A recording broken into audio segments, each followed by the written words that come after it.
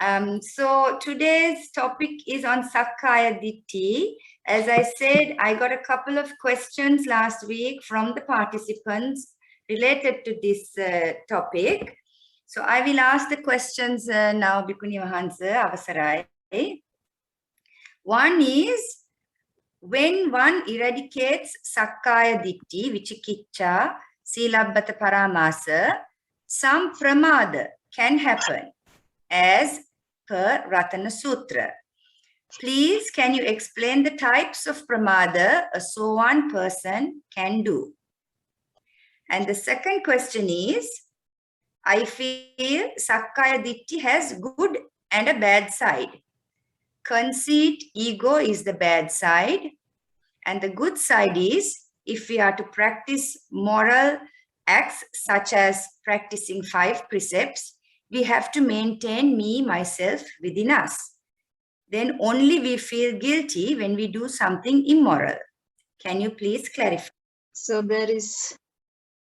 you'll need to understand what is Sakkaya Ditthi in the proper way. So when you do that, then I think a lot of things may get cleared. Okay, let me explain now. It's not like how we just think like that.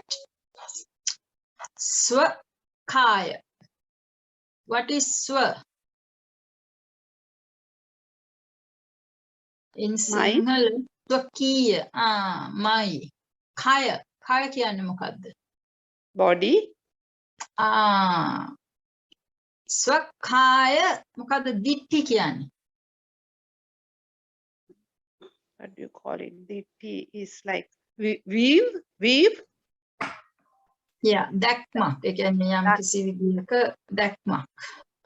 එතකොට here we seem to take body as myself. So when you really look into the body, you can look into the body in many angles. One way is to look at it from what you see from head to the toe, from the seeing level, from the hair and the, the skin and the nails and the teeth and whatever you can see, and then see whether you can find someone called I in there. Or we can go into deeper levels to go into the next layer, the muscles and the veins, the blood, the organ, and maybe even to the cell level and see whether there is any particular thing that we can call I or me or as myself. Then we also can look at it from another angle called the Patavi, Apo, Tejo, Vayo, Akasa, Vijnana, the Dhatu level. Where it's like how the things have been arranged and how we sense it. Patavi is the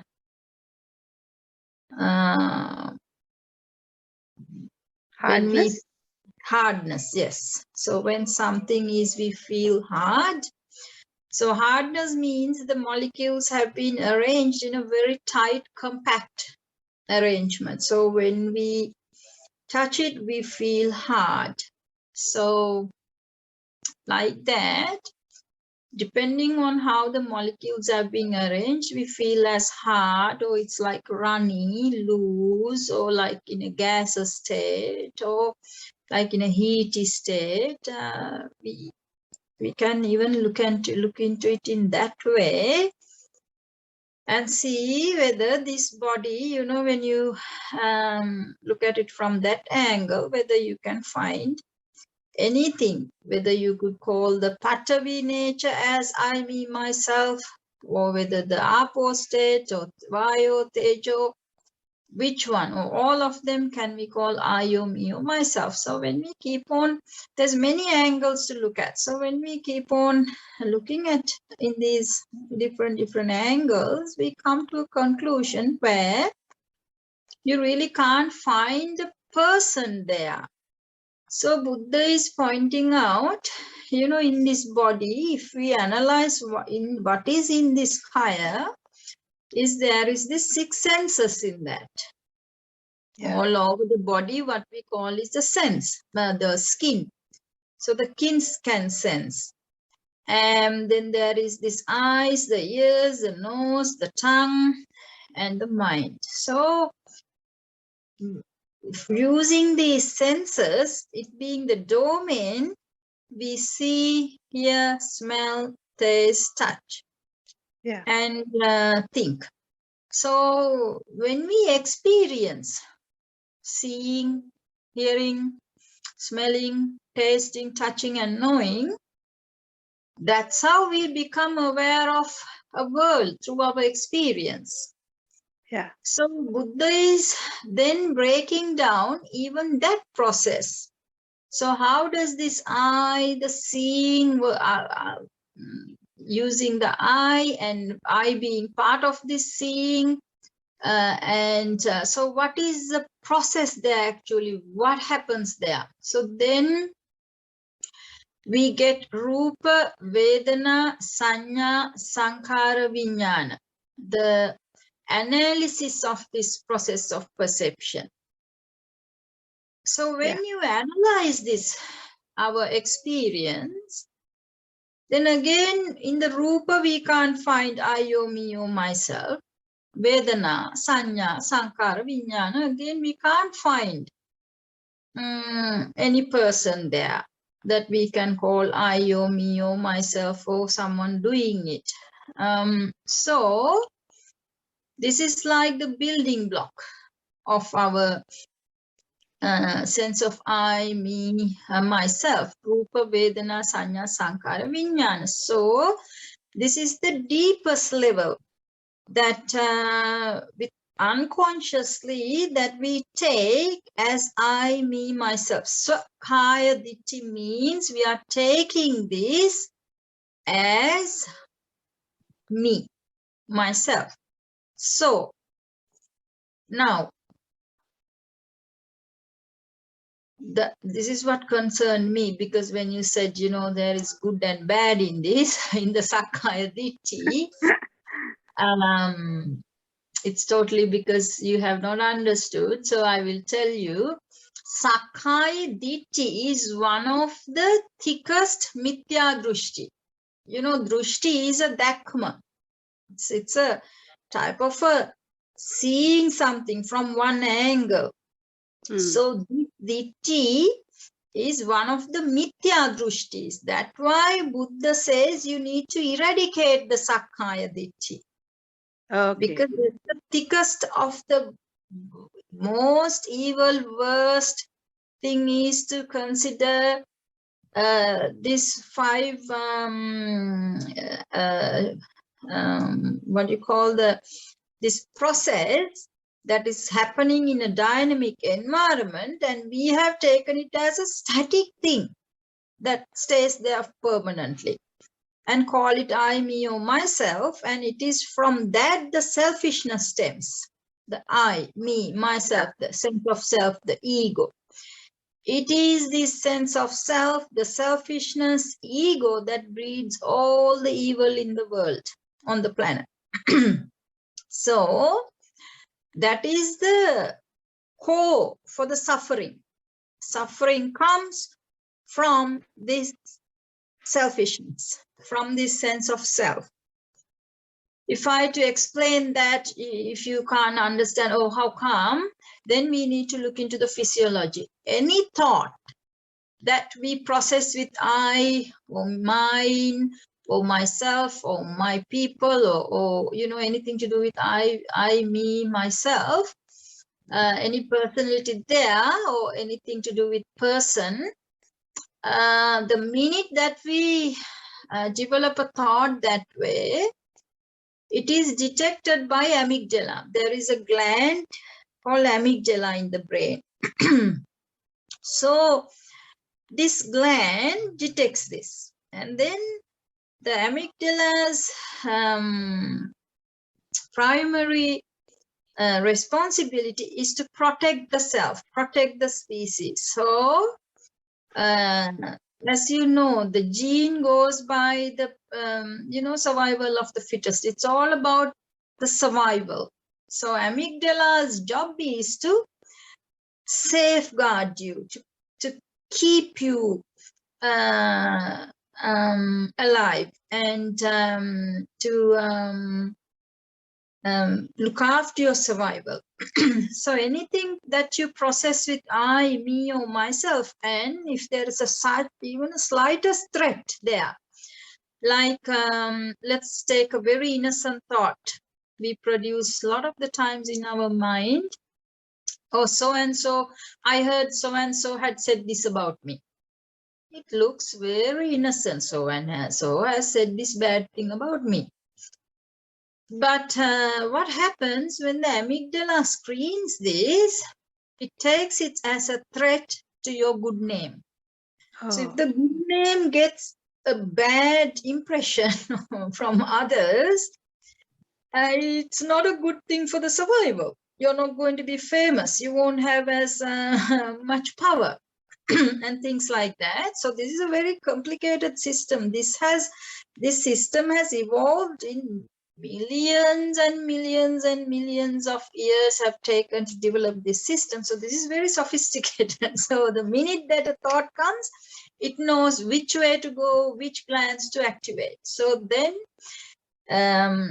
what amygdala does when it catches even a simple thought like that, we think it's simple, but for amygdala, it's not. So then what it does, it stimulates the adrenaline glands, and the adrenaline comes to the body, and the minute that the adrenaline comes to the body, it goes into the fight or flight reaction. So the fight or flight reaction is the main thing that keeps us safe. So for our survival, the mechanism is the inbuilt mechanism is fight or flight reaction. So either you get angry and abolish that, and you show your power and you demolish your threat and you gain power over that, or you fly away if the threat is too powerful and you cannot combat. And so what happens when the fear comes? So you avoid it and you run away, or you ignore, or we change the job, or sometimes if you when you feel these reactions happening, you will see when you don't like someone, you don't even want to look at, not just not to talk, not to visit. Even if you come face to face, you don't look at, like you will act like you haven't seen. So like that, this avoidance will go on. So that is a flight response. So this is all inbuilt. Yeah. So the fight or flight reaction is activated through the sense of self. So every time when there is something to do with I or me or myself, and most of the time when you have this I, me, myself thoughts, it's not about I'm so content, thank you, everything is in abundance, oh, so grateful. Those are not the thoughts that you produce. Not the thoughts of contentment, not the thoughts of gratitude, not the thoughts of, thinking of others and doing things for others in the loving, kind way, or the compassionate way, or the altruistic joy, or equanimity. No, those are the qualities we should be developing to avoid this problem. But what we do, instead of developing any of these qualities, we develop the opposite all the time. It's about I, me, and myself, what I want and what I don't want.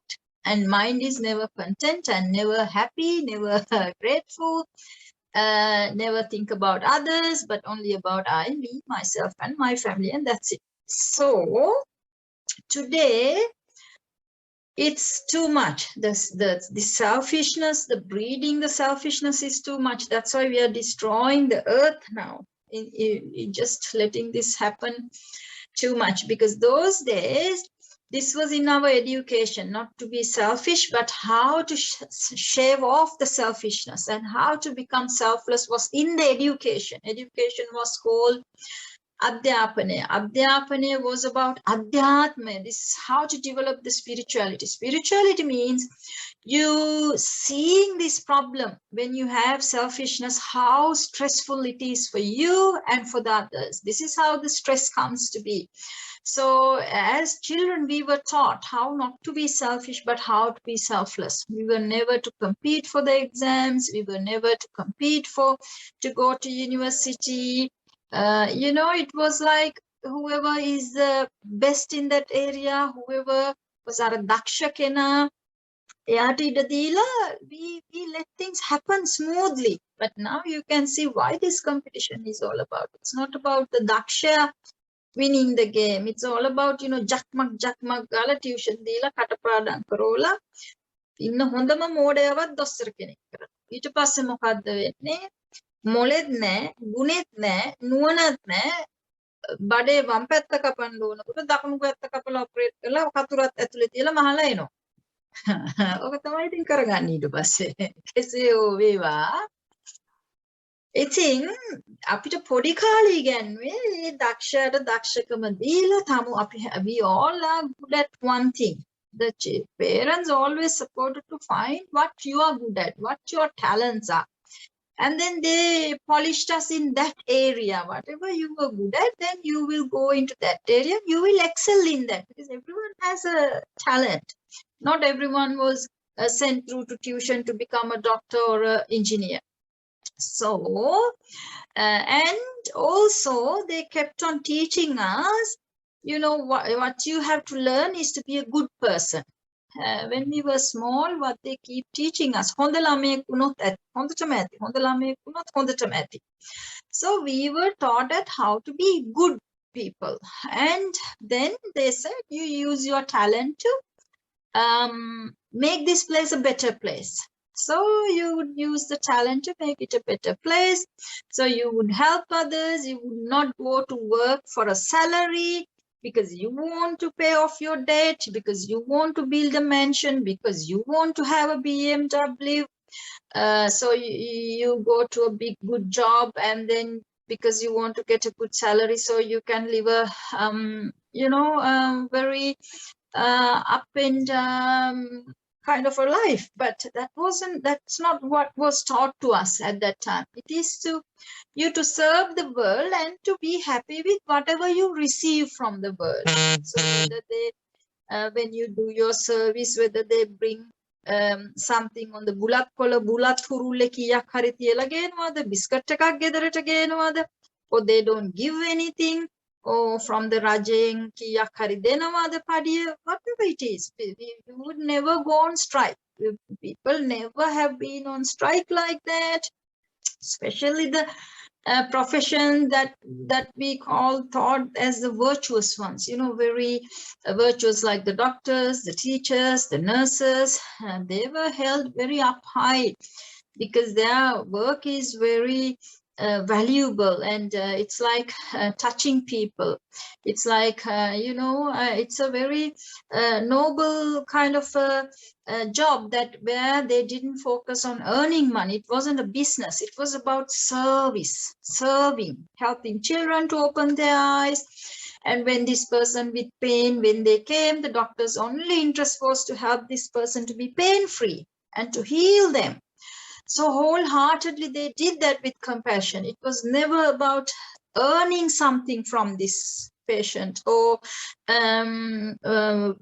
by treating others to pay your mortgage. No, it was all about, me giving what I have to elevate others' suffering or to help others to develop themselves or to raise themselves up, or things like that.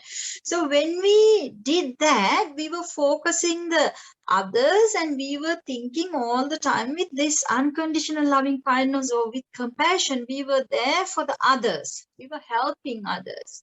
So when we did that, lot of happiness came, because it was not about a selfish game. It was not about this self-centered thoughts processing all the time. I want this, I want that, and you are not waiting until you get the receiving the salary. It was all about you doing all the good things, whatever the way you can. without any expectations back in return. So you are very happy. So when you practice this selflessness, you get happiness, not stress. But what happens when we practice this selfishness and we do everything expecting something back in return for my use? I want to have a salary that I expect it to be this much. I do this much of work, so they should be treating me more. And things like that. So when we go in this selfish cycle, it goes into the fight or flight reaction, and the fight or flight reaction brings a lot of emotions that makes us very stressful. So the base of the stress is this fight or flight reaction. How does this stress come to be?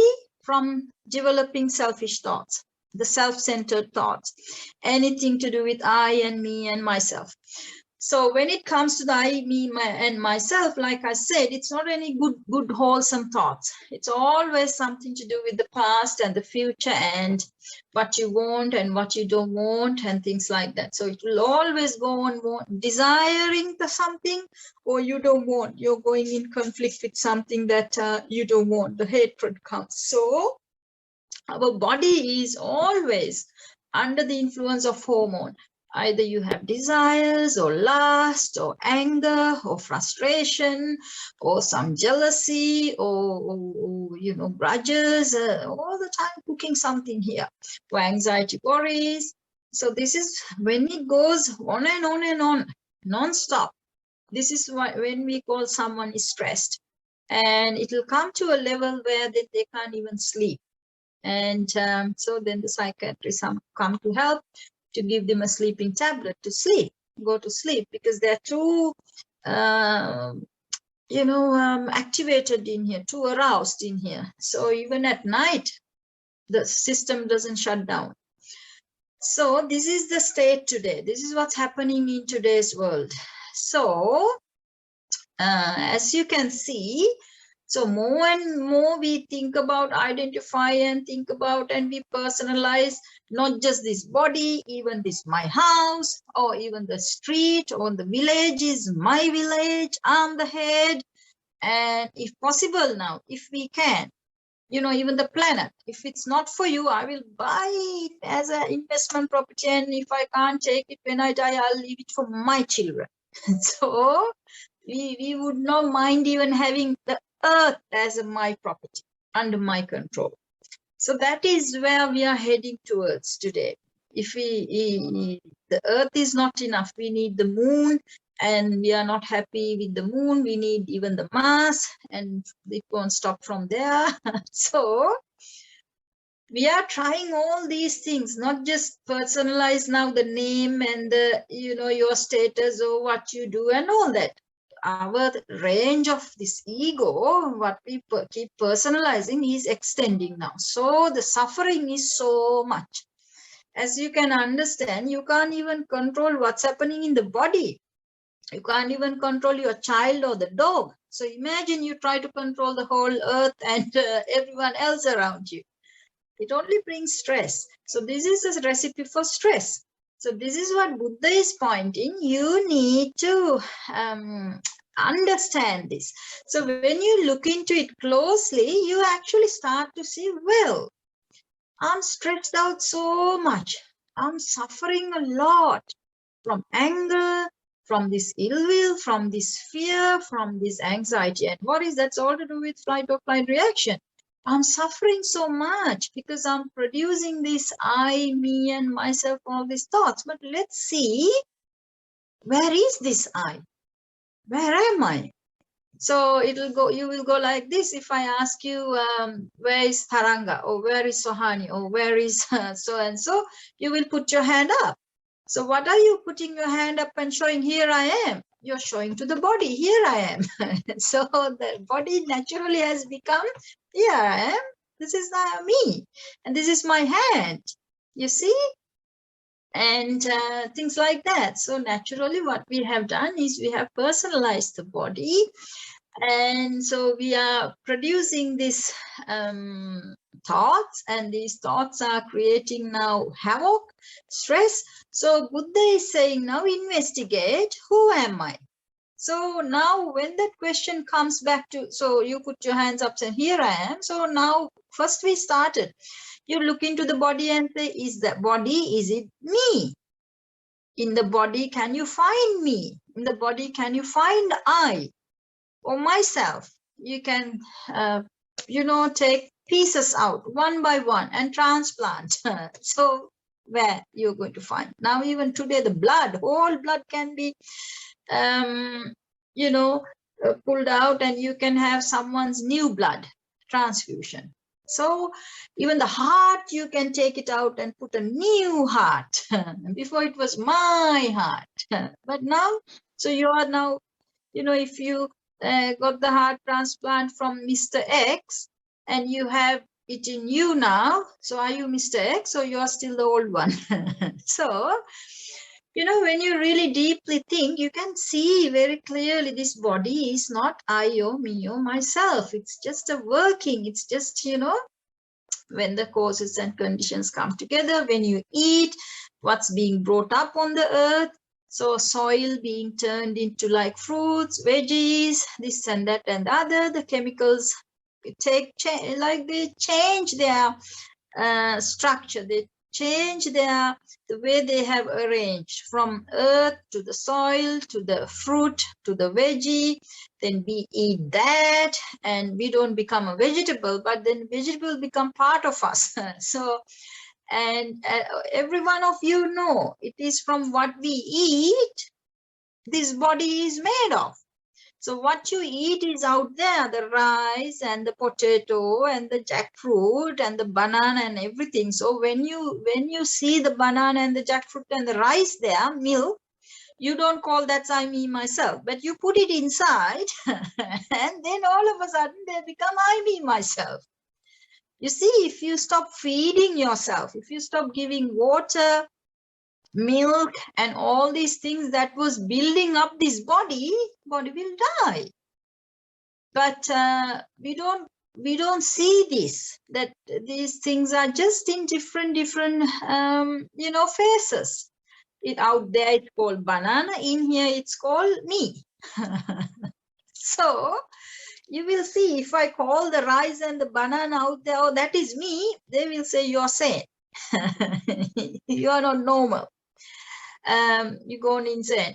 And here, when we put that in here and it turns into these different type of cells, and we call that I, me, myself without investigation. So this is what Buddha is saying. The Patavi is out there and the Patavi is in here. The Patavi out there can't call I, me, or myself. You go into the it's in, I think, Chula Rahulovada Sutra or Maharahulovada Sutra, either one of them. Buddha is telling the Rahula Hamudro, this Patavi is out there and in here the same way. So if you can't call the Patavi Dhatu out there, I, me, myself, then here also you can't call it. Can you? Rahula Hamudro says, yes, can't. So the Apo Dhatu is out there and the same Apo Dhatu is in here, in that nature. Can you call the Apodhatu Bahidda out there as I, or me, or myself? No, Bante. Then can you call that just because it's in here? Can you call that it's I, me, myself? No, Bante. So like that. So when you see this, you will see really we can't find I, or me, or myself. It's just our ignorance. As long as the ignorance is there, the avidya is there, that this thing called I, me, myself, it appears it like that. And we have personalized bunch of things, not just the Rupa, Vedana, Sanya, Sankara, Vijnana. From that, then the body, the name, what you do, your job, your education, qualifications, and how many people you have around you. And you keep on personalizing, we keep on building things around us. So more you have built around, more the ego and more the stress and the suffering comes. Because as I said to you, it's not easy to control. Not even this body you can't control. So how could you control? More outer you go, you can't control. The nature is there is this 8 vicissitudes of life where we have no control over. Labha, alabha, ninda, prasansa, kirti, apakirti, dukkha, sapha. So you can't even control over here. Even what you see, hear, smell, taste, touch, and the state of your body, that's not going to listen to you. It will all go the way you like and the way you don't like most of the time. You have no control. So more you have these outer things that you have personalized and you think as I, me, myself, my people, my status, and it is my, like that, you call it more and more. They go more and more out of control. Far away, it's more difficult to control. So what happens? More suffering comes from that. More stress comes from that. So more the ego you have puffed up, expect to have more suffering. So more and more you have, you are bound to get stressed and suffer. So this is why Buddha said it's nice to be just no one. Nice not to have, or if you have things, don't personalize. You need to learn to live without personalizing, without making it I or me or myself or my things. And just learn to live a, very humble life, very, make yourself a little one, not a big shot. Just, nothing. I'm a visit on earth. How can I take the earth? I can't. Even though I have a piece of land to live, that certainly cannot be mine. Even though we think it's mine, if you don't pay the rates to your council, it's no longer you can't live there. So it belongs to that country, to that government, to the Rajuru. Even though we go and fight with the neighbor for the boundary for 1 inch and kill each other, it's not even yours, even though we think this is my property. So it's like that. It is a big delusion that because we have not investigated these things. So Buddha says, learn to live like a lotus leaf. In the lotus leaf, you put a drop of water, it never gets stuck. It will never make it to stick in there. It will always, it will roll out. So we need to be like that. We can be, now that we are born, we have to live. But make sure you're not going to get attached, or the same way not go into conflict. Greed and hatred, they're both the same. So you can't reduce hatred if you're not reducing your greed. They will go together. So Buddha pointed out, so it's so good for you to investigate and understand whether there is a I or me or myself in here. Because that's where you thought you are. So Buddha is saying, focus here and see. So getting rid of the Sakkaya Ditthi means you're coming to the understanding that it was wrong to take this whole bunch as I, me, and myself. It is a wrong view to have. It is wrong to think this body is I, me, myself. It is wrong to think this I, the ears, the nose, the tongue, the body, the brain, the thinking is to think as I and me and myself. And it is wrong to think the seeing, hearing, smelling, tasting, touching, and knowing as I, me, and myself. And you investigate like that, you will find really, yes, you break it down one by one from all these angles. No one to be found. When the avijja is expelled, well, you start to see it's an activity. When there is proper causes and conditions, this come to be. When they are not there, that is not there. Now for the seeing, if you investigate, the light has to reflect on something and it goes to your eyes. And then an inverted image is formed in the retina, then that message is taken to the brain, and then the brain processes it and corrects it the upside down one to the correct way. So now what we see is a mental image that is created here, sankhara. Sankhara valing hadala dena de, that's what we see, the image. So it's called a mental image. It's called rupa. So now we keep on looking at the rupa and we see the rupa. We experience a rupa. So Buddha is saying the nature of this rupa is It's not in your control. Why? Because it came as a result of so many causes and conditions coming together. This is a result from that. And if one of these necessary causes and conditions for it to form falls, that will not be there too. So it's not under your direct control. It's not controlled by you. It is controlled by the causes and the conditions. And it just happens accordingly to the causes and conditions. So now what we call the seeing happens like that. So part of the seeing, how does the seeing take place? So that physical activity I was explaining to you.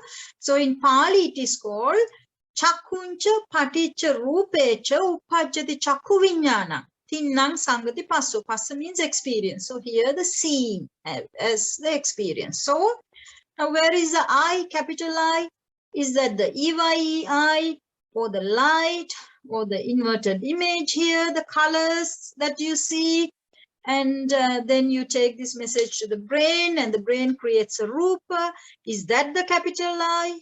Which one you ought to call capital I? Or the energy that knows that mental image. We call the viññāna, what you perceive, that energy, the firing of the neurons, or how you get to know it.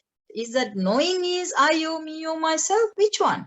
Because it's obvious for you to see, or the EYEI is not I, me, myself. Yeah, people can go blind. They can even pull the eye out.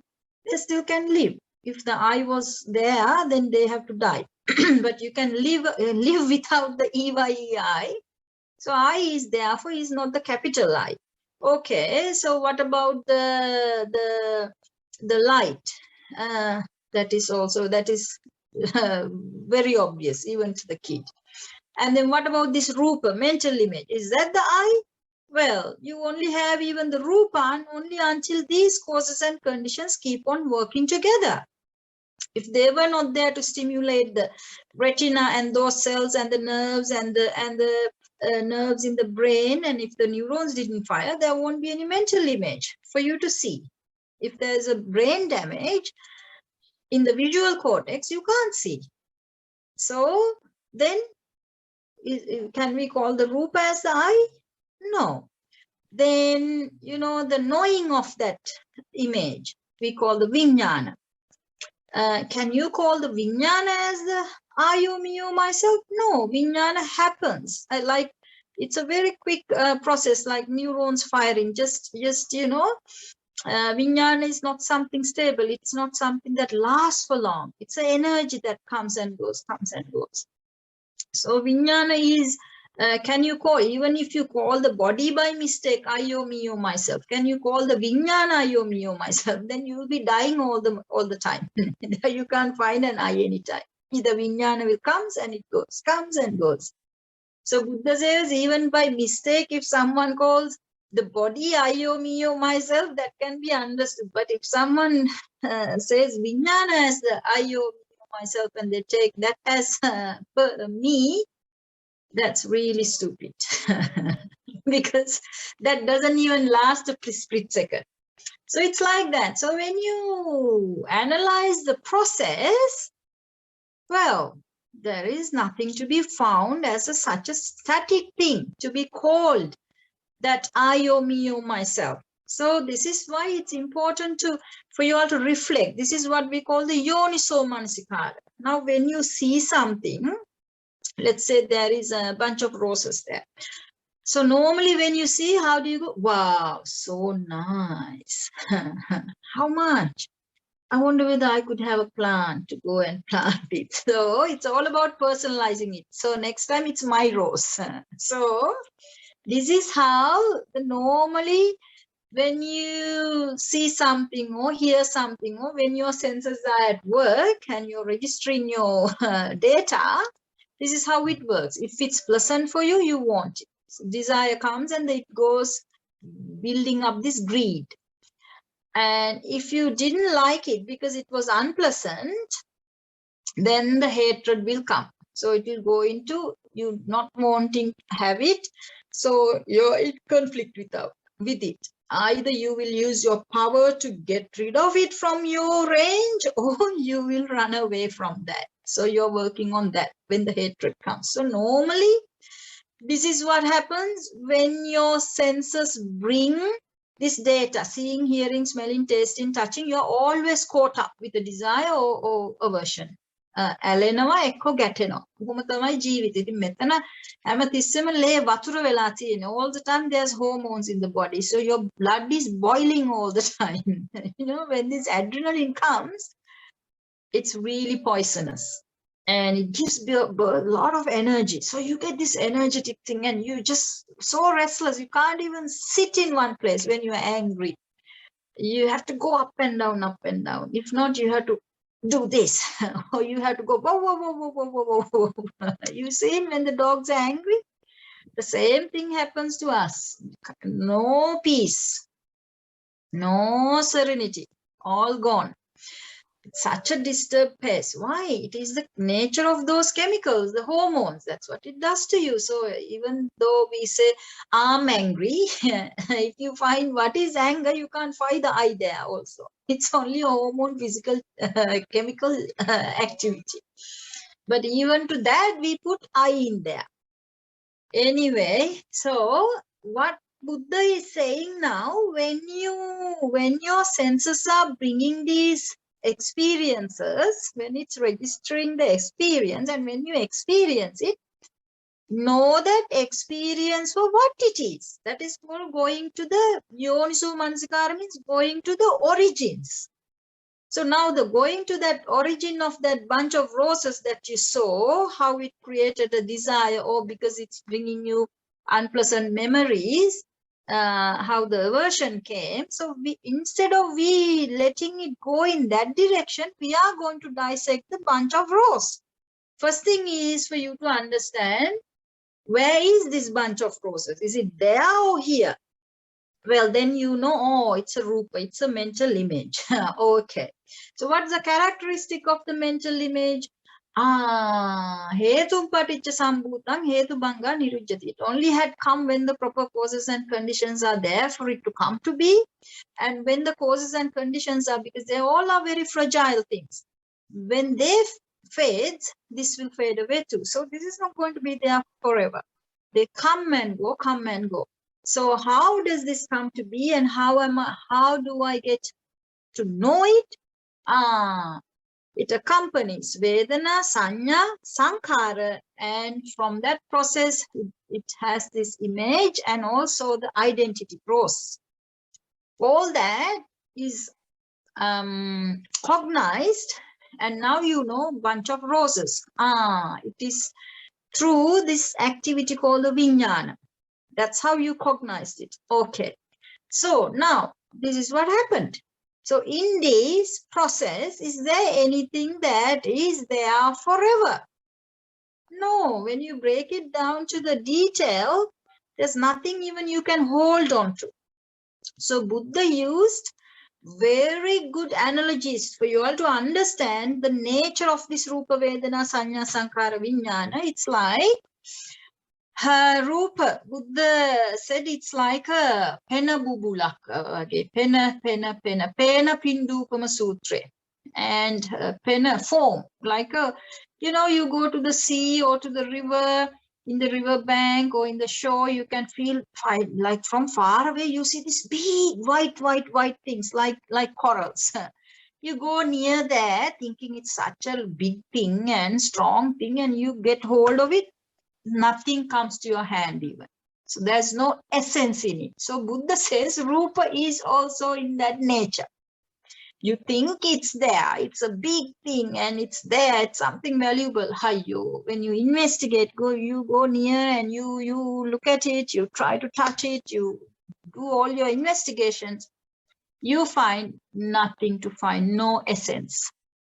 So the Rupa is in that nature. So listen to this very carefully and you will understand now.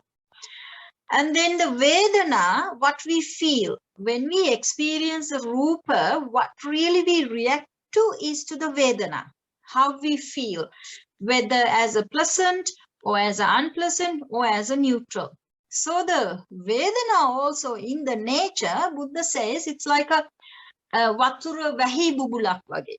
You know, when it rains, especially when we were little, we watch the ponds, or, you know, they come and get into these puddles, and you see this pop, very big thing coming up, and we, as we kids, we even try to go and catch it, and you try to catch it, only air in there. There's nothing, no essence. So Buddha says Vedana is the same way. It just comes, it looks like, but you look into it very closely, nothing is there for you to hold on to. There's no essence in there. So it's a pity that we got caught up in this pleasant and the unpleasant, and we had this likeness and dislikeness, and we developed this greed and the hatred, and end up like a kapua. Dummala gattu kapuwage natala dadiyak dagena andalla kæකොක් ගාලා පැනගෙන මරාගෙන නතර වෙනවා. මොනවටද මේ බැලුවම? Just because you didn't know the reality of what you experienced. I think Sanyava is, like Buddha says, like a mirage.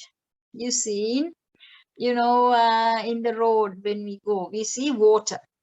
And it's very difficult for the kids to convince that there is no water. They think it's water, so they want to go and touch. You go near to that, it goes far away. You go near there, it goes far away. And we know it's not there. It looks like, it appears like, but it's not real.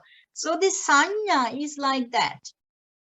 So to the eye, the sanya is that color from this light wave. It's an electromagnetic wave that brought us, that came and touched the retina, the cells, and it got stimulated, and what it detected was a frequency in that color length, the electromagnetic wave, and the frequency gets separated as the rainbow colors. So all we have is an inverted image here with color. Color is the sanya for the eye. So see how true it is. It's like so then this message gets into the brain, and then brain corrects it and uses that, and you know, we see that we see the sanya in the rupa. It's a sanya that builds the, you know, the rupa. Part of it is influence of the sanya. So is it really there? You see, reflect on the electromagnetic wave, the aloka, the light. You will never see something twice, because the light waves, they all come and go, come and go. It's not the same thing. That radiation changes. So this is why there is certain types of flowers and everything. If you're very sensitive, if you're a photographer, you know this. Early in the morning, just when the sun is rising, everything looks different, because that light rays are different, because they all come hitting the earth's water, and it's like, it has this very light orangey glow. So everything you see is in a different color. So very in a nice way. And more the sun comes up, the electromagnetic waves, they become very strong, the light, because it's not like coming reflected now from the water. It's coming directly and very harsh. So what you see is different. And when the sun is going down also, again, how you see the object is different. So there is flowers. I have a flower called bluebell here. In the morning, it looks very nice, purpley, bluish purple. In the evening, it looks more the violet. Next day morning, the same thing. So it's not the flower that we are seeing. What we are seeing is what is reflected in this light. And our eye is detecting that light wave, the frequency in there. So this is very tricky, you know, poor us, because we don't know all this. We like it, we don't like it, but we don't know what we have liked. Ultimately, it is a light wave. So is it something that you can catch, you can hold on to? You can't. It is a mirage. It appears like that. but it's not something that is in there. You can have it under your control, or even to have it. It's not a real thing. So Buddha says sanya is like the mirage. So understand how Buddha used these, analogies so you can understand. So then the sankhara. So using this Vedana like the water bubble, that rain bubble that creates by the rain, and the sanya, this mirage. So taking that message to the brain, there is a construction happening now. So rupa is a result of that. So what is this construction is called in Pali, called the sankhara. So the sanskaranaya, the sankhara is a construction. So this sankhara, can you have a real thing brought out of this, made of these empty things? This water bubble was empty. The mirage was an empty thing in nature. Can you build up a valuable and good and something that will be there forever using this as the basic material? No way. So whatever that constructions going on in our brain, the sankhara, whatever that we create in here, they are empty ones, which we don't understand. It's like Buddha is saying, a man goes to the forest to find out hardwood. He wants to find a hardwood to do something. So he goes to the forest and sees this big plum tree. It's called the banana tree, but it looks really big. And he says, well, wow, good. I found a good tree. I can make a chair out of this. So he goes and cuts the tree. And what do you find? Aratuwa කෙසේ වෙතත් එලයක්වත් නැහැ. Hardwood, not even just the hardwood, you can't even get the outside like a potter. What is here is like a bandage wrapped around the air. Nothing else, only to peel off. So it's like that. The sankhara is so fruitless, so, just something, there is no value in it, no essence in it to pick up. There is nothing in there. So sankhara is in such nature. So using all these, the things that is made from all these is being known by the vijnana. And so the vijnana does the job so well, it gives us something that looks so real out there. And we think it's out there and it looks so real. This is why the vijnana is called magician. Buddha called the vijnana the magic karya. It's a magician's job. So out of all these empty things, it just showed us something. Wow, I want it. You got caught up. So you are caught up in this magician's world. So when you go deep, you go to a magician's show and you're like, oh, wow. But you go and investigate him and you catch him doing all the tricks and it wasn't real. It was all about tricks. You lose the interest after that. You won't even go to a magic show after that. After you've seen the tricks behind the curtain. And, so it's like that. When you learn this, you lose the interest in this. You understand, wow, it's not worth getting caught up in this. You start to lose your interest. Viragaya enna gannawa. Rage tamai mechchara kal gila aluna. Ehema naththam ගැටුණා. But now the viragaya will come. Seeing the true nature in essence of this activity, that you called first I, me, and myself, this is what you wrapped around. But nothing to be found in there in the proper way. So only when the avijja is there, when you don't have understanding of this process, that's when everything got wrapped around I, me, myself, my land, my house, my earth, everything like that banana tree. But in no essence, because none of these you can really make mine or even me or I or me or myself. You can't. It's just a concept. that you have created. This is just an activity that's going on in a dynamic environment. If you go to the deep into the thought level, even the thought that you think, here I am Mr. X or Miss Y. You go to a dementia person, you ask, who are you? They can't remember even their name. You ask, they are so precious, is this your child? No, I can't remember. So you see how the brain and the vijnana is doing all these things. If you know a little bit about the brain and the work, it's very easy to understand this magic. So even that idea that you get I, or this is me or mine or myself, you lose it when you are unconscious, or when you have a type of a brain damage, or when you have dementia. Even then you lose even that.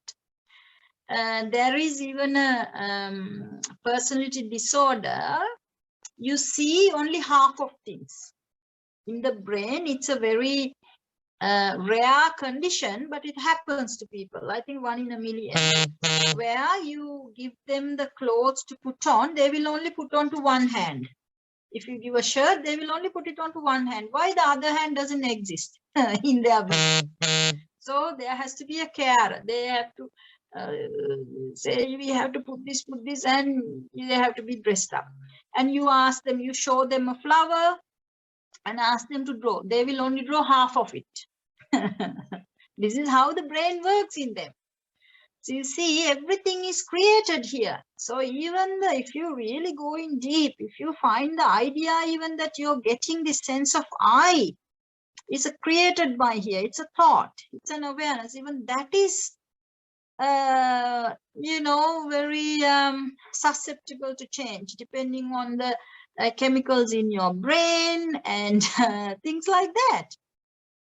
And sometimes, people, someone who came here with someone taking drugs, and he told me that, I asked, why you're taking it? He said, well, I even forget about my identity, Venerable. I'm so light then. I don't have the burden of maintaining my image or this or that. I lose everything. You see, even an LCD drug can do that. So this is why people go for drugs. Why? Because they lose their certain perceptions. So they lose their burdens. They lose their anxiety, worries about the future, because future disappears and the past disappears.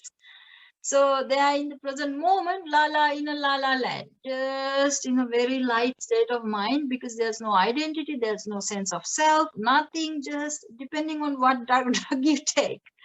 So this is all to do with the chemicals and altering your consciousness and, your neurons. Anyway, so this is what Buddha is saying, go near and analyze.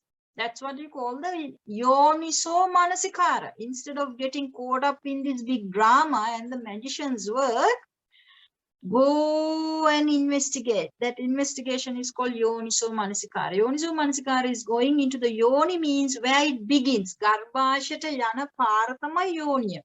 Garbhasha, womb, is the starting place of life. So what goes in there, the channel is called the yoni. Yoniso manasikara. Go into the origin of how things come to be. So when you go there, that's the only place where this I, me, myself will get dissolved. The ignorance that you had, that you didn't know about the reality. All the time you lived with I and the world. I here in this side, the subject, and objects always out there. But you never knew how this subject and object was created. It was created in this experience. It is from this experience, this dichotomy was created.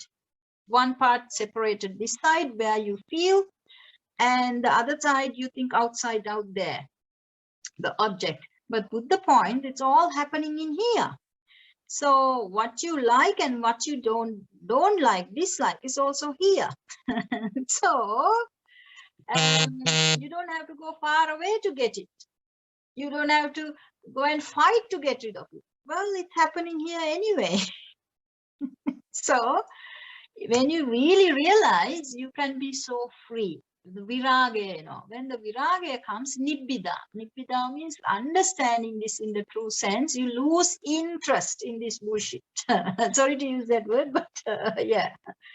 So you lose the interest in this magician's trickery. So then you start to live a relaxed life. You don't try to chase the moon. You don't work from morning to the evening till this, that, and that so seriously until you're drop dead. That's all you were doing. That's all you're doing even now. You're running so fast to catch the moon until only to the minute that you put your breath out. That's it. Then start again and run. So this is called the samsara. So this is why Buddha says the best thing for a human being to do is to get enlightened. Enlightened means you're living in the dark. Lighten up your world so you can see what's happening. Instead of more you keep on looking at outside and paying attention outward, you will never come to this truth. Only when you start to look inside, within, what's happening in your brain, what's happening in your mind, you will come to this realization, to the truth. And this is called the Four Noble Truths, because you're not seeing this actual thing, what's happening, this Rupa, Vedana, Sanya, Sankara, Vijnana in its entirety, you personalize it. It is called Upadana. The minute you personalize this, in this avijja state, what you get is a huge chemical reaction called the tanha. Either the likeness or the dislikeness. Or you, because you start to think, this is here, that's out there, and here I am. So with this moha, lobha dosa comes. So it's a huge chemical reaction which makes your stress double, triple. I think ඒකෙන් දුක් විඳ ඉන්න එක තමයි කරන්නේ. ඉතින් දුක් විඳින එකෙන් ගොඩ යන්න නම්, if you want to free yourself from this physical, mental suffering, you need to understand what's going on. You need to become wise. You need to see. Then only this upadana will gradually you will listen up. You will let the Rupa, Vedana, Sanya, Sankara, Vijnana to be. Not go and you don't do it consciously. You do it unconsciously because you were not aware of this. So what is the result of this is the dukkha. The minute that you are in this avijja paccaya sankhara. So in the state of this avijja, the sankhara, what you make is a wrong sankhara, thinking it's here, it's there, or it's good, it's so valuable. Oh, like that, your sankhara, you make it the wrong way. So this wrong sankhara is cognized, and so sankhara paccaya vijnana. Vijnana means you cognize it. You recognize it so well. Even, you can recognize that. So then vijnana paccaya nama rupa. So nama rupa is this process, what you recognize. When you analyze the process, you want to talk one by one, Rupa, Vedana, Sanya, Sankara, Vijnana. But you want to collapse it and you want to talk it in a summary way, nutshell, Nama Rupa. Rupa is that mental image. Nama is the ability to know, the identity, identification. Vedana, Sanya, Sankara builds this identification. So, Nama Rupa. So, when you understand something, there is a mental image and there is this verbal thing that goes together. That is Nama Rupa. It's a quota, Nama Rupa paccaya salayatana. Salayatana paccaya passo. Passa means this experience. Passa paccaya vedana. Through this experience, we experience the vedana. That's where we get caught up. Either as the pleasant feeling or unpleasant feeling or a neutral feeling. Vedana paccaya tanha. That's it. The minute that you're not seeing the vedana for the vedana, it only happens when the proper causes and conditions are there and it fades away. When that fades away, hetum paticca sambhutam hetu bhanga nirujjati. Only when the proper causes and conditions are there, it appears. The minute the causes and conditions kept it alive, this is also gone. Hetu bhanga niruchyati. Eka niruddha venawa. We didn't see this. We are so busy in our own world, in the magician's world. So we never saw the truth of this Vedana, what we experience. I think all the time, either we were burning our heart with desire, I want this, I want that, without that, I won't even live. I don't want that, I don't want that. If you don't get rid of it, if you don't associate that person, if I don't get to kill that one, I will kill myself. So busy, so busy. Very busy. Hey, the pleasant feeling එකයි unpleasant feeling එකයි reality එක දැනගත්තේ නැහැ. So caught up in it, as if it's really real, like the little kids are, you know, really busy in cooking and bathing and doing everything to this doll, and it's so real for them. ඒ වගේ තමයි ඉතින් අපේ ලෝකේ ඉන්නවා දැන්. ඉන්නකොට හිටියට කමක් නැහැ, but because it involves lot of engages lot of hormones, depending on your sankara, depending on your these ignorant thoughts, it stimulates certain glands. So these glands will stimulate hormones, and then kaput, you're on fire. Tanha is that fire. You go burn, literally you burn. Tanha pacha upadan. So what you do is you personalize this reaction. So what is in it? Not just the hormones, not just the emotion, not just even the body that this reaction is going on that you personalize, without knowing what you personalize is really Rupa, Vedana, Sanya, Sankara, Vijnana. That is the building block of this. So that's what you personalize at the end. So Buddha says, Sankittena pancha upadana kanda dukkha. So Chaturara Satya. For you all to understand this noble truth, you need to know this process, the Paticca Samuppada, and your experience, and you need to see, understand it from within, seeing it from within. Then it becomes true to you. Wow, so true. When you personalize this process, that's it. It's on fire. You're on fire. Dukkha. That is what the stress. It is stress. When this process is not understood in its real nature, you're on fire. That's it. That is called a dukkha. I think as long as this panchakanda gets into this upadana state, that's it. You're on fire. It's called a dukkha. So every time when you're not aware of how your eye is working and what the actual nature of what you see, you're on fire. There is another sutta called the Agikhandokama Sutta, where Buddha says all your six senses are on fire. Every time, every minute, there's avijja, you're on fire. Only Rahatan Vahanse is cool. Because Rahatan Vahanse has realized this and he lives with the truth all the time. Have understood this. So he don't get caught up. So there is no fire, there is no emotions. So Rahatan Vahanse don't have any emotion at all.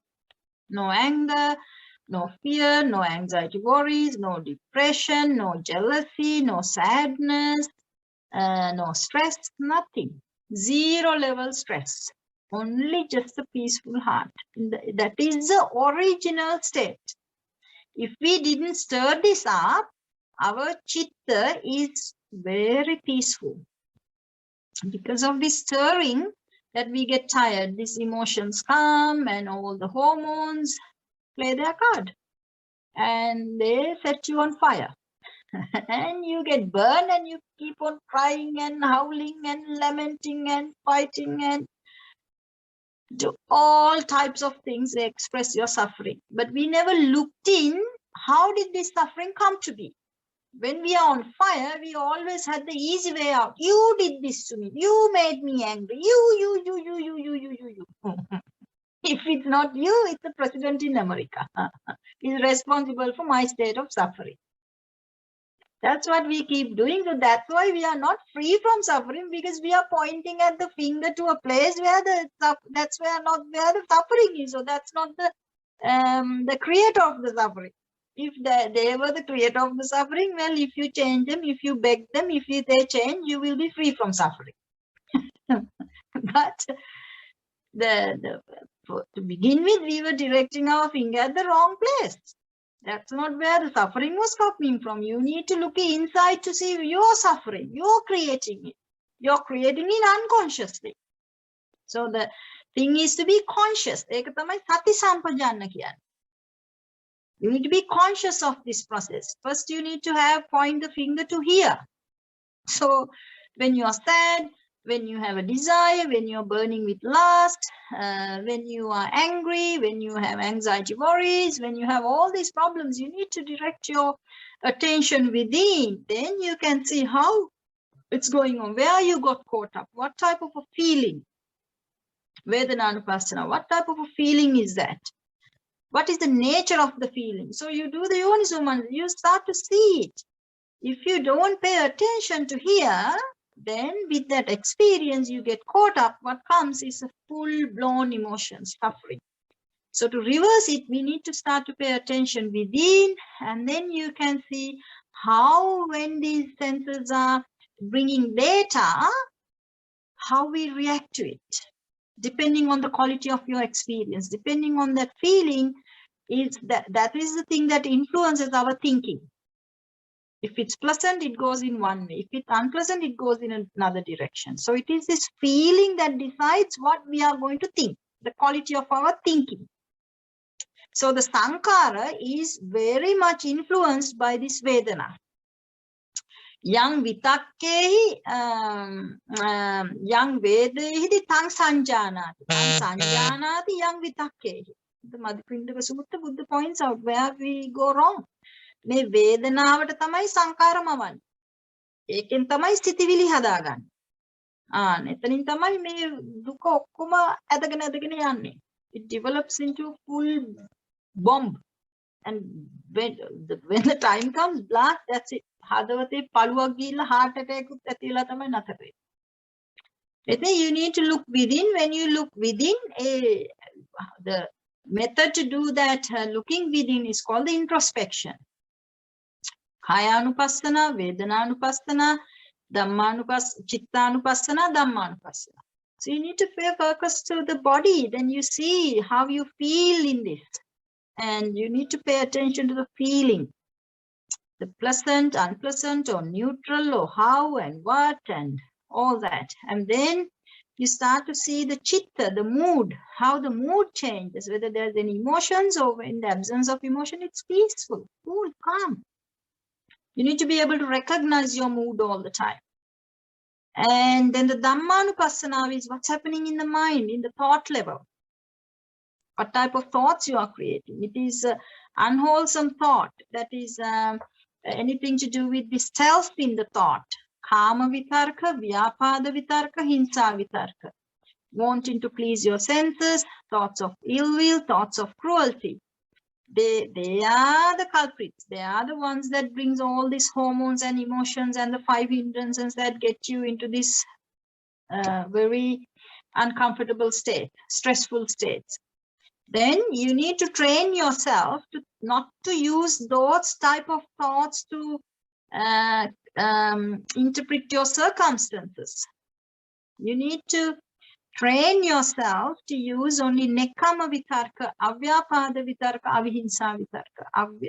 Nekkama means you don't want now to keep on pleasing your senses. You know there's no point going after the pleasant feelings. It's like this raindrop come into this puddle and pop. So we waste our whole time wanting to experience pleasant food, pleasant this, pleasant that, everything pleasant. But it's only a momentary thing. This is why you are not even now satisfied.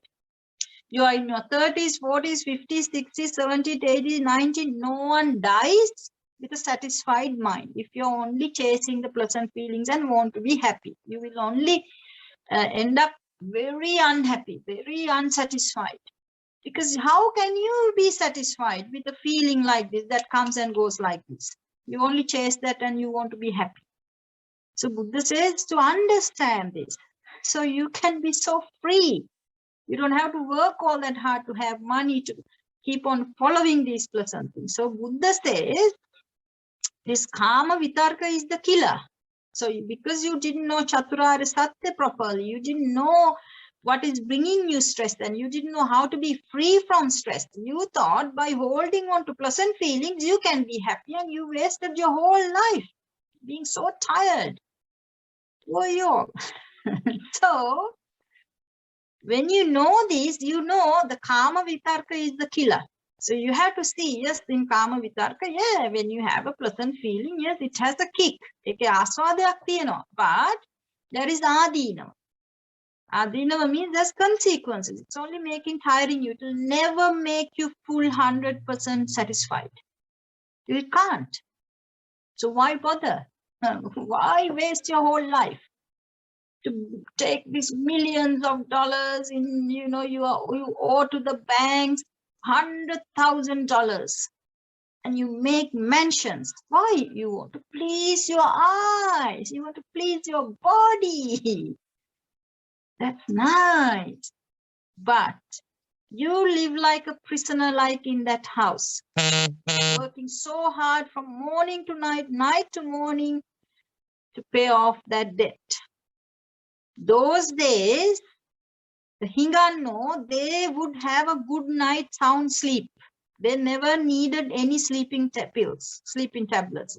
Hingano, I never have heard gone to a psychiatrist. I never heard that they had a suicide. They were happy as they are. Whether they had the food or not, they were kind of content.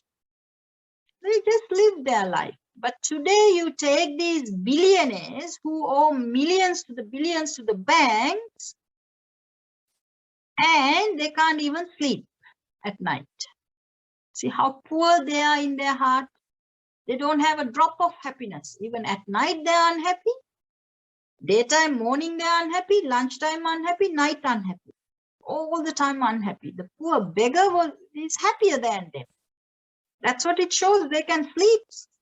You go and see where these beggars are at night in the bus station or here and there. They goro nidirata. Wherever they are in the bus station or under a tree or wherever, they are nicely sleeping like babies. But these, the real ones who we think is rich, their hearts are so poor, they are so unhappy, so they are so drenched, they can't even go to sleep. Their mind is not happy to the level to go to sleep. This is the thing that happens when we go after our senses and we think we can please our senses by, going after the pleasant feelings and use all the money we have and we don't have. So go and get the credits from the bank. So all day, all you do is work like a dog or a bull. හරක දන්නේ නැතුව තමයි හපුකල් කන් දැන්නේ. මේක හැමදාම දවස ගානේ හපුකල් කන් දන්නේ. ඇයි ණය ගෙවන්න එපේ? ණය ගෙවන්න. ඊට පස්සේ විසාකාවටයි අනාථපිණ්ඩිකතුමාටයි කම්පෙයාර් කරනවා මේ යාලා කෙරුවා නම් අපිටත් කරන්න පුළුවන් කියලා. Anyway, so this is very tiring when you don't know the reality. Your life is so much, lot of suffering and so tiring. Why? Because you thought by going after these pleasant feelings and only accumulating them and spending money to get what you want, what you really like, what you like is a pleasant feeling. So what you thinking now is a pleasant feeling is going to give happiness. This is why you take millions and billions from the bank to give what you like. Not seeing the consequences of this, how tired you're going to be, what it will do to you really. And also you did something thinking that you can be happy following these pleasant feelings, but at the end, no satisfaction. Why? Because they come and go like this. You can't even hold on to it. Anyway, so when you don't know this truth, this is what happens. You suffer this life and even life after. So Buddha says the best thing for a human being to do is to get enlightened to this. to awaken to this, because you're in so much of darkness and you're going in the dark. You're like blind people touching blindly and blind following the blind. And when the world said, okay, when the West said, according to the Bible, go and enjoy and marry and do please your senses as much as you can, because this is only birth you have as a human being. After you die, you get a better deal in heaven. So in here, spend as much as you want. Get hold of everything you can and please your senses. Don't worry about others. So they did it. So this is the West. So now you can see with that thinking what they have now, whether that thinking has made them happy. The highest cause of suicide is in the West. Highest mental illnesses is in the West. The highest youth suicide is in the West. And here in schools, 1 in 10 children is on antidepressants. 1 in 3 adults are on antidepressants. So this is how the stress level is. Ekai බුදුරජාණන් වහන්සේ කිව්වේ මේ කාමයේ ආදීනව දැනගෙන වැඩ කරන්න කියලා. මේක ගින්දරක් වගේ දෙයක්. ගින්දරත් එක්ක දන්නේ නැතුව සෙල්ලම් කරොත් පිච්චෙනවා. That's it. No mercy. So the karma is like that. So you are going after something that can never give you happiness, and only you get more and more frustrated. This frustration is called the depression. And so this is why it's so good to enlighten your mind, so you can be free from this stupid game. You can be free from running after this, this empty thing. And that itself, if you understand this and stop, can bring you a lot of happiness. Oh, thank God, at least today I understood, thank to Buddha. Then that will give you such happiness for realizing this. I think this is the way for you to kind of all the time to contemplate. When you're about to get caught up in a emotion, get caught up in a desire, get caught up in a thought, you are to go deep into the root of how did it come to be. Rupa, Vedana, Sanya, Sankara, Vijnana. Okay. So you go into the building blocks. So then every time when you reflect it in the right way, the avijjava duru wenakota e mohothe etana reaction ekak naha. E mohothe gindaren midena. In that moment you will be free from that suffering that was to come.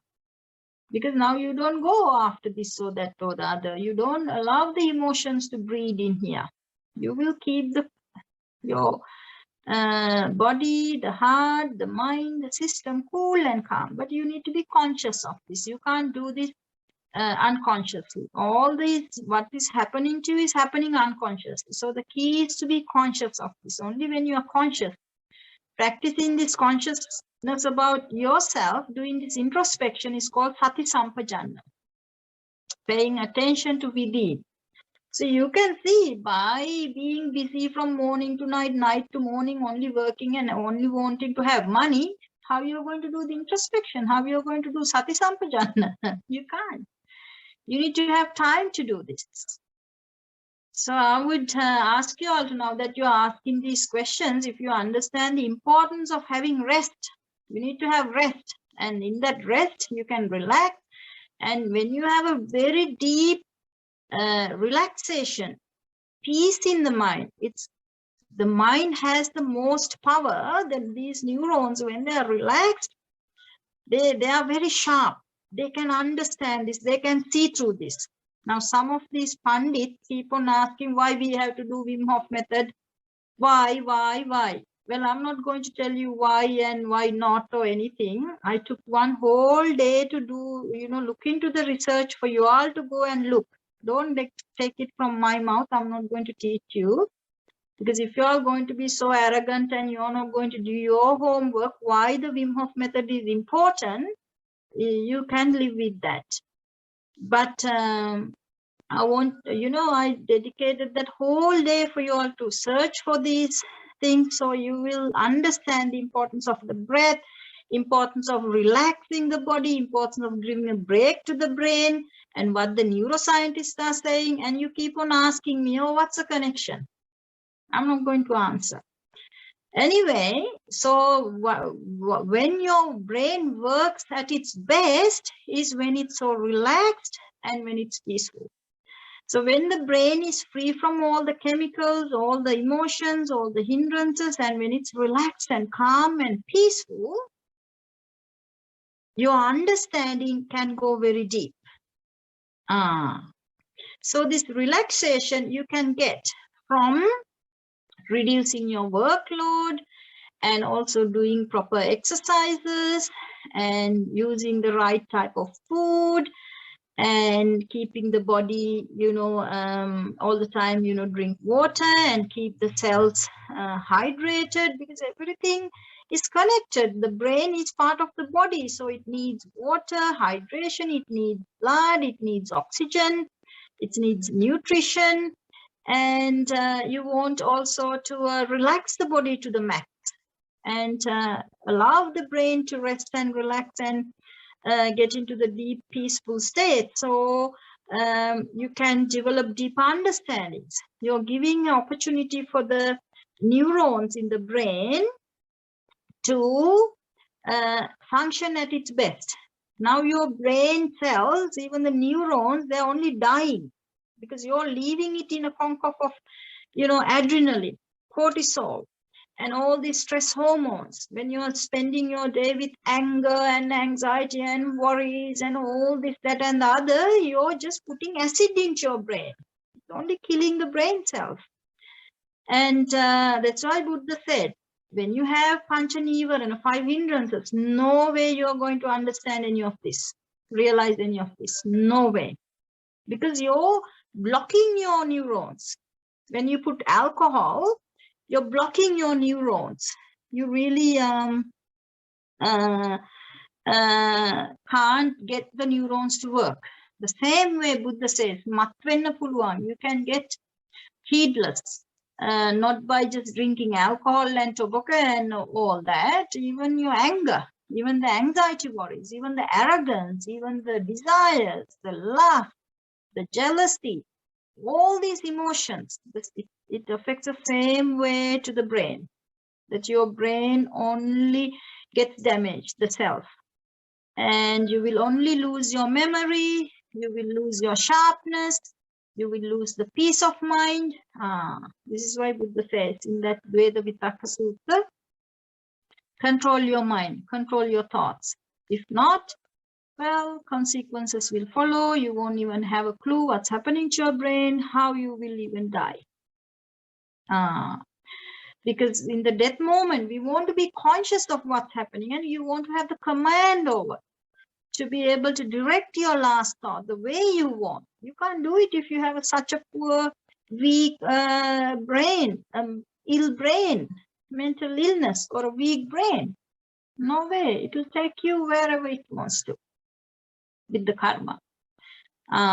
So this is very dangerous, playing with your brain. So take care of your brain, take care of your mind. And in order to do that, you need to look after your food. Don't put wrong fuel to your body. You will have to pay the price. You will put the wrong food, the fish and the meat and the processed food and all the junk just to happy these 6 inches. But when you have to pay the price, you will know. But it may be too late. And also if no one tells you, you won't even know, unfortunately. So this is why it's important to look after your food, your water, and your exercises, and your breathing. And I hope at least now you will go back and correct your mistake, that if you have not listened to those researchers about the breath that I have sent you, I hope you will have respect and go and read them, watch them, so you will understand what your brain needs, how to take care of your brain, how to look after your mind. Without looking after your brain, you can't look after your mind. That's nonsense. You need to take care of your body and your brain to be able to look after your mind, because mind is the activity of your body and the brain. So it has to start from the behavioral level. So you need to be careful about your panchasila. You need to not express your emotions. You have to control them. It has to start from the behavioral level, sila, but with understanding. So you're controlling your thoughts and getting rid of the unwholesome thoughts and developing the wholesome thoughts. You are helping your body and the brain then. So the mind will become very calm and peaceful, and in that peace and calmness, you will get sharp clarity. So you'll be able to see this for yourself, because what you're hearing now is theory. When we teach, you might say, yes, true. But after you get up from here and you go and get busy again, you forget. And that's it. You don't know anymore. Why? Because it didn't sink deep. Why? You don't have the capacity in the brain. Your mind don't have the capacity. So you need to build the capacity in the brain and the mind. So that's why you need to do those exercises without being lazy. Okay? So it's very important to understand what is Sakkaya Ditthi. So Sakkaya Ditthi is you personalizing this. And when you're personalizing this, that is when the whole mass of suffering come to be. Eva metassa kevalasa dukkha khandasa samudayo hoti. This is how the suffering come to be. Buddha says at the end of the Paticca Samuppada. Buddha is pinpointing how the suffering comes to be and teaches you how. So, so understanding this and you looking it in this angle in your every experience will liberate you from getting caught up into this. You need to see, if you're not aware of this and you don't exercise this proper thinking, dukkha comes. What's the result? Dukkha. What is the result? Dukkha. What is the result? Stress. What's the result? Fire. Fire on heart. Heart on fire. That's it. So every time you need to see what's happening and what you have to do. So you need to learn to live consciously. So bringing that consciousness, living consciously is called living with Sati Sampajanna and practicing the Yoniso Manasikara, and that can help you to deepen your understand and to get enlightened and to be free from this mass of suffering. So, yes, if anyone else has any question, I got sidetracked few times here and there when I was going, but it's all relevant. But if you have a question that you would like to ask, anything that was not clear or that I didn't say, you're welcome to a question.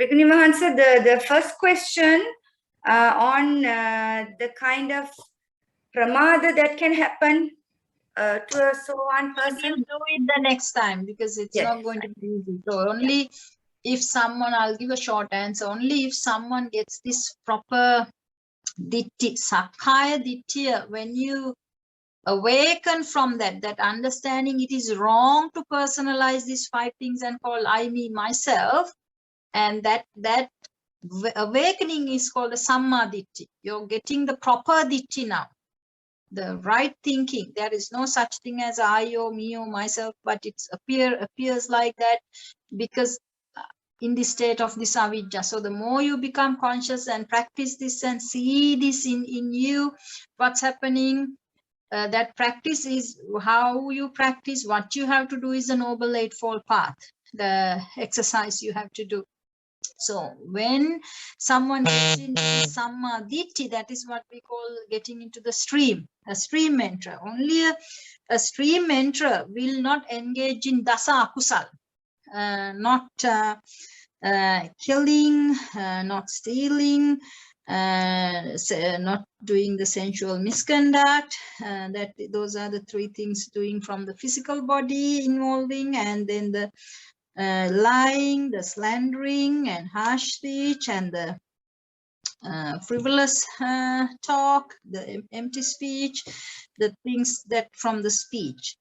And then Dadi Lobhaya Krodhaya Mithya Drishtya. Dadi Lobhaya is the greed, abhijja. And this, you know, the thick hatred, the krodha, the abhijja, that domanasa, krodha, it's more very thick ill will, you know, like, what do you call the krodha in English? Anyway, it's very deep. Hatred? Yeah, like very deep hatred, and mithya drushtiya. So only the stream enterer who have the samyak drushtiya, who have got rid of the Sakkaya Ditthi, will not engage in these 10 gravely negative, unwholesome karmas. They will not also do the anivarya meka kerenne ara hayata monawada api kiyanne anantariya papa karma, the deadliest or the grave heavy akusala karmas, anantariya papa karma, they will not do. So except those, the little ones they can do, because they still have emotions, but they are conscious, they are practicing it, but it can slip. So they will not do anantariya papa karma higher, and also this dasa akusal, more and more they practice, less emotions they will have, they will have more control over their virtue and control over their body and the speech and the mind, and to the level they practice the samma sankappa, the purity. So more pure they become, more relaxed they become, more loving kind and more compassion, more altruistic joy, more and more good qualities will come in them. So more and more selflessness will develop in them. So more and more peace and happiness, so gradually they develop and move forward, practicing the Noble Eightfold Path, and then they will come to the end, Arahat. Yep. Bhikkhuni, question has come on my phone. Yeah. I think you did mention about small slips that so one person can make. What, Yeah. for example, what kind of small slips they want to know? Well, they can get angry, they can get sad, they can have desires. They are not free from emotions. So they have emotions, and there can be times the emotion can pull them. Pansil kadenda puluwan Bhikkhuni Maharaj. Huh? Pansil kadenda puluwan neda? Not in the big way. Not in the big ways, no. Because they are conscious, but only here and there it can slip, and because now they are grounded in saddha, they are grounded in goodness and wisdom, so they uphold that. So they will not do bad things. Only if they are so emotional and in that moment it slips, but their chitta is not in control, more the mano is in control, because the vichikicha is gone.